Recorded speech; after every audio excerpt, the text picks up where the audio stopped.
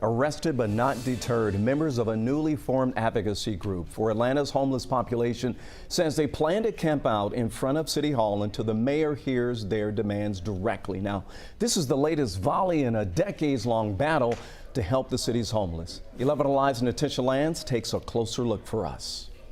Don't criminalize people for being homeless. The city of Atlanta does not care about its homeless population. Atlanta residents sounding off in support of Atlanta's homeless community during Tuesday's city council meeting. You know that homelessness in this city is wrong. Many of them expressing disgust, saying they didn't like how advocates were treated while protesting in front of City Hall Monday. 9 people were arrested for trespassing after several dozen supporters of the Atlanta Homeless Union, a new advocacy group, took over the area with tents and signs. The group came with 4 demands: homes, health care, water, and a seat at the table. Everything that they're asking for are things that we are working toward. Partners for Home is a nonprofit agency working with the city on housing solutions for the homeless. In January, they set a goal to house more than 800 of them. Nearly 700 now have permanent housing. Homelessness is a housing problem, full stop, period.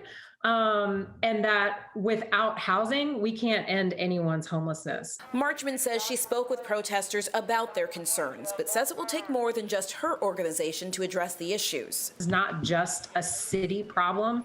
This is a problem that our entire community needs to address and take responsibility for. This is a statewide issue. This is a federal issue. This is a private sector issue. As of early 2020, there were 3,200 people in Atlanta either living in shelters or on the street, according to Marchman.